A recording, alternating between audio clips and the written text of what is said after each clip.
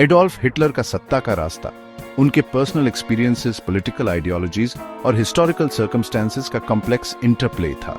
उनके बचपन ने एक्सट्रीमिज्म के बीज बोने के लिए फर्टिल ग्राउंड तैयार किया। 1899 में ऑस्ट्रिया में जन्मे हिटलर जर्मन नेशनलिज्म और एंटी सेमिटिज्म के माहौल में पले बढ़े। ये प्रेजुडिसेस ऑस्ट्रियन सोसाइटी में गहरे तक बैठे थे और उन्होंने युवा हिटलर के वर्ल्ड व्यू पर एक अमिट छाप छोड़ी। हिटलर की शुरुआती महत्वाकांक्षाएं कला के क्षेत्र में थीं, लेकिन एक चित्रकार बनने के उनके सपने उस समय चूर चूर हो गए जब उन्हें Vienna academy of fine arts ने रिजेक्ट कर दिया। इस रिजेक्शन ने रिजेंटमेंट और एलियनेशन की भावना को हवा दी, जो बाद में उनकी पॉलिटिकल आइडियोलॉजी में दिखाई दी। 1914 में वर्ल्ड वॉर 1 के आउटब्रेक ने हिटलर की फ्रस्ट्रेशंस के लिए एक आउटलेट और अपनी वर्थ साबित करने का मौका दिया। उन्होंने जर्मन आर्मी के लिए वॉलंटियर किया, फादरलैंड के लिए लड़ने के लिए उत्सुक थे। हिटलर के वॉर टाइम एक्सपीरियंसेस ट्रांसफॉर्मेटिव थे। उन्होंने एक डिस्पैच रनर के रूप में काम किया, एक खतरनाक काम जिसने उन्हें ट्रेंच वॉरफेयर की हॉरर से रूबरू कराया। उन्होंने कॉन्फ्लिक्ट की ब्रूटैलिटी और कार्नेज को फर्स्ट हैंड देखा और वह युद्ध से एक बदले हुए आदमी के रूप में उभरे। 1918 में जर्मनी की हार ने हिटलर को एम्बिटर्ड और डिसिल्यूजन्ड छोड़ दिया। उन्होंने ट्रीटी ऑफ वर्साइज की टर्म्स को मानने से इनकार कर दिया, जिसे उन्होंने एक कमजोर राष्ट्र पर थोपे गए अपमानजनक डिक्टाट के रूप में देखा।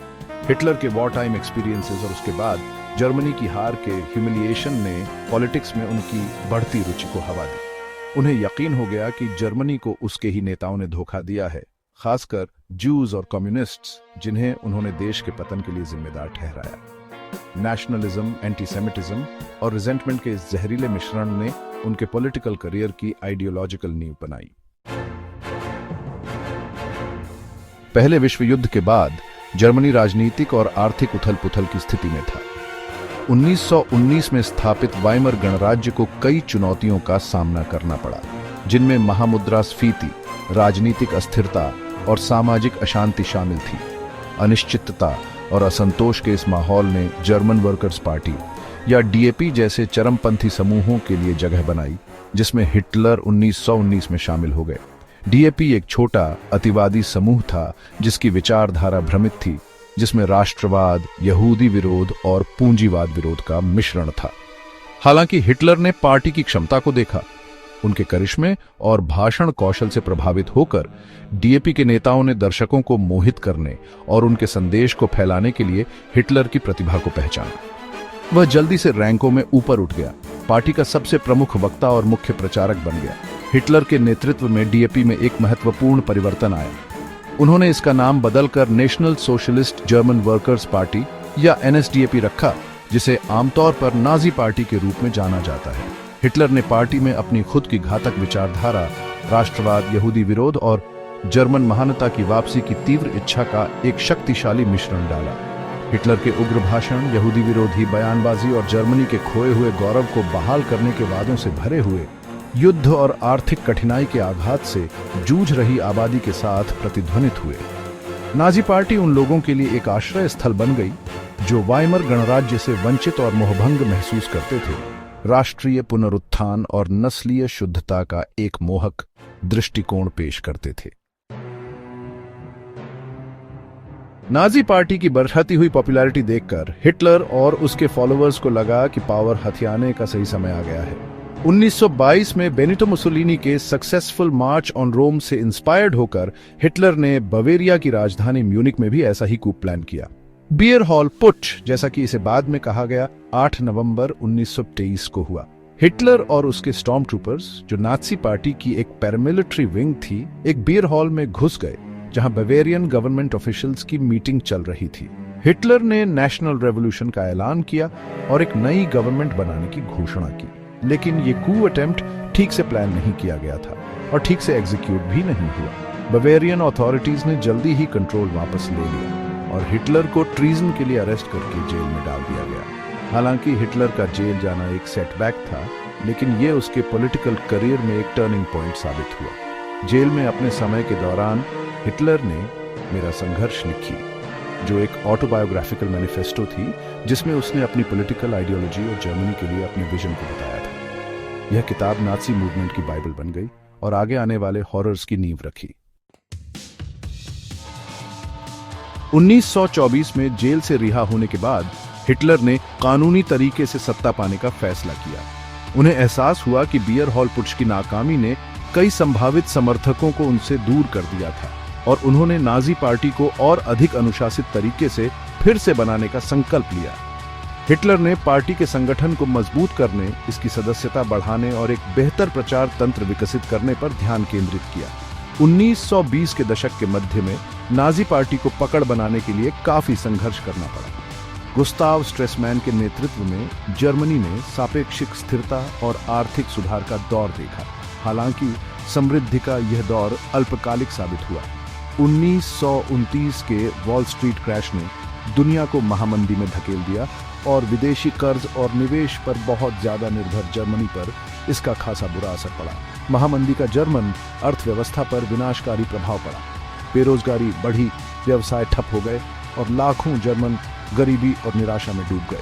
आर्थिक कठिनाई और सामाजिक अशांति के इस माहौल में नाजी पार्टी की नफरत और आक्रोश के संदेश को जड़ें जमाने के लिए उपजाऊ जमीन तैयार की।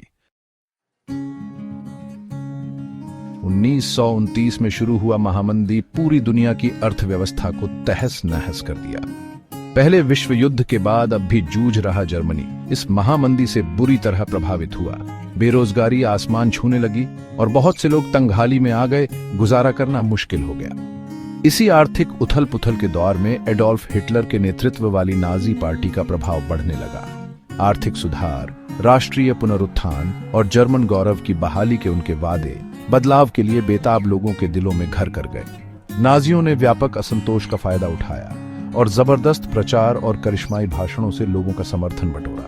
वीमर गणराज्य और उसकी नाकामियों से निराश बहुत से जर्मन लोगों ने नाजियों को उम्मीद की किरण के रूप में देखा।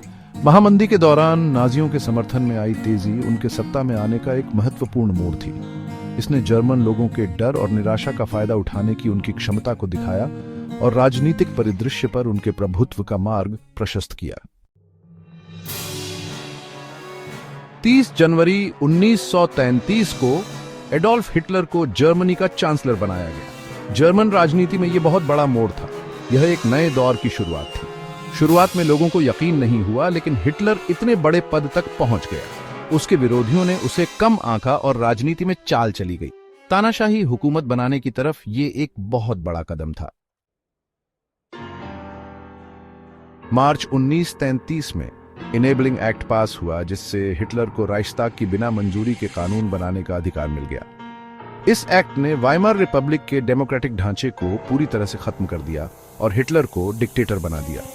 फिर जून 1934 में आई night of the long knives. इस पर्ज में हिटलर ने अपनी ही पार्टी के अंदर के खतरों को मिटा दिया और अपनी पावर और मजबूत कर ली। ये घटनाएं जर्मनी के पॉलिटिकल लैंडस्केप को बदलने में बहुत अहम थीं।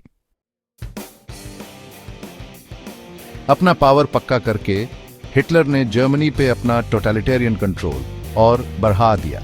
रेजिम ने बहुत सारे ऑप्रेसिव पॉलिसीज इंप्लीमेंट किए, खासकर ज्यूइश कम्युनिटी के खिलाफ। एंटीसेमिटिक लॉज जैसे 1935 के न्यूरेमबर्ग लॉज ने ज्यूज के राइट्स छीन लिए और उनके सिस्टमैटिक प्रोसिक्यूशन की नींव रखी। जोसेफ गोबल्स के नेतृत्व वाला प्रोपेगेंडा मशीन ने एंटीसेमिटिक आइडियोलॉजी फैलाने और ज्यूइश पॉपुलेशन को डिह्यूमनाइज करने में बहुत बड़ा रोल प्ले किया। 1929 के आखिर तक हिटलर की अग्रेसिव फॉरेन पॉलिसी ने यूरोप को युद्ध की दहलीज पर ला खड़ा किया था। 1938 में ऑस्ट्रिया का एनेक्सेशन और उसके बाद चेकोस्लोवाकिया पर इन्वेजन ने उसकी एक्सपेंशनिस्ट एम्बिशंस को दिखा दिया। दूसरे यूरोपियन पावर्स के अपीजमेंट की कोशिशों के बावजूद यह साफ हो गया था कि वॉर इनएविटेबल है। अगस्त 1929 में मोलोटोव-रिबेनट्रॉप पैक्ट साइन हुआ, जो सोवियत यूनियन के साथ एक नॉन एग्रेशन ट्रीटी था। इसने पोलैंड पर इन्वेजन का रास्ता साफ कर दिया। 1 सितंबर 1929 को हुए इस एग्रेशन ने दूसरे विश्व युद्ध की शुरुआत की निशानी दी।